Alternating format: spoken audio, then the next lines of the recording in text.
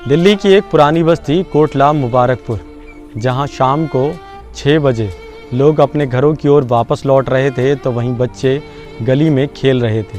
एक इमारत से चिल्लाने की आवाज़ आई, देखो यहाँ पर खून है।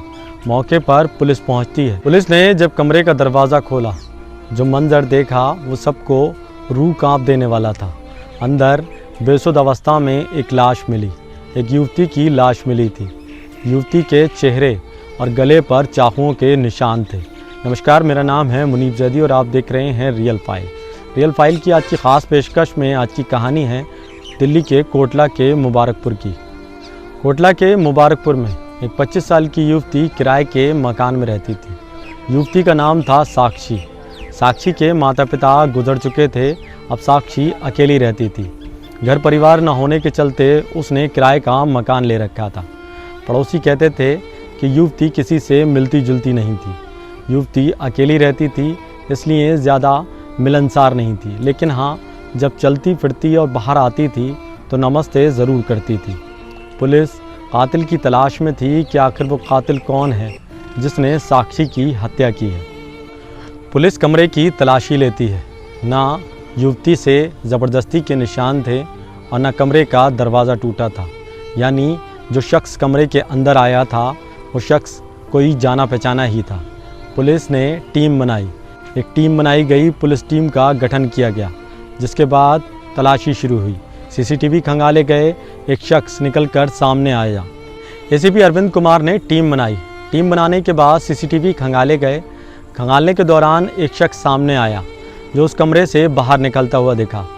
चेहरा मुरझाया हुआ, हाथ में बैग लेकर वो युवक नीचे उतरता हुआ दिखाई दिया, जिसके बाद पुलिस छानबीन में जुट गई कि आखिर वो शख्स कौन है। इसी बीच पुलिस ने साक्षी के दोस्तों से पूछताछ की।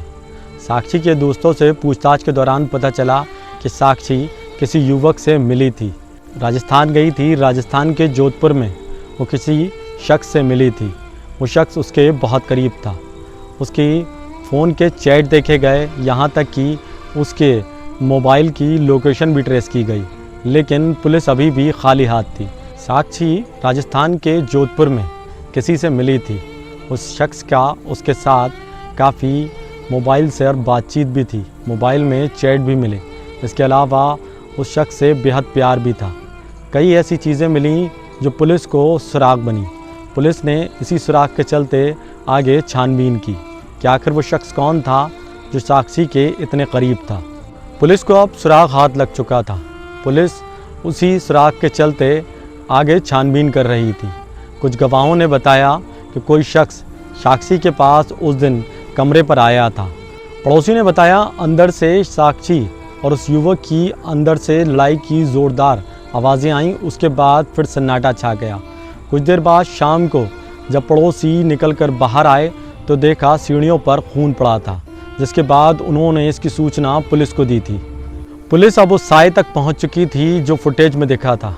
पुलिस ने लोकेशन ट्रेस की तो उसकी लोकेशन हरियाणा के हासी में मिली।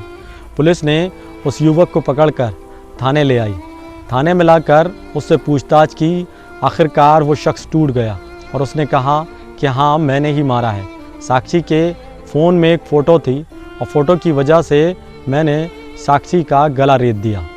पुलिस की पकड़ में आए युवक का नाम था हिमांशु। हिमांशु ने बताया कि वो और साक्षी एक दूसरे से बेहद प्यार करते थे। उसकी मुलाकात जोधपुर में हुई थी। साक्षी से पहले दोस्ती हुई, उसके बाद सोशल मीडिया पर बातों बातों में ही प्यार का इजहार हो गया। उसके बाद साक्षी दिल्ली चले आई और दिल्ली के कोटला के मुबारकपुर में एक किराए के मकान में रहने लगी।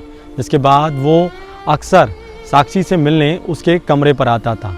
पुलिस को युवक हिमांशु ने बताया वो साक्षी से बेहद प्यार करता था, लेकिन उसने साक्षी के फ़ोन में एक फ़ोटो देखी थी।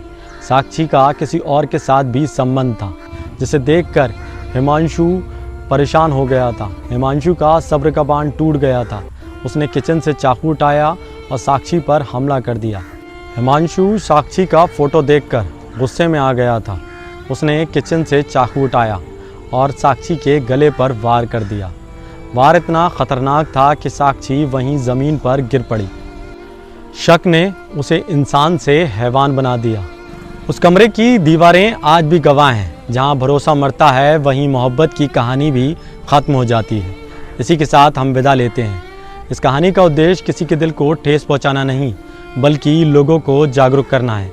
इसलिए सतर्क रहें, सावधान रहें। मिलते हैं अगली कहानी में रियल फाइल्स के साथ। तब तक जय हिंद।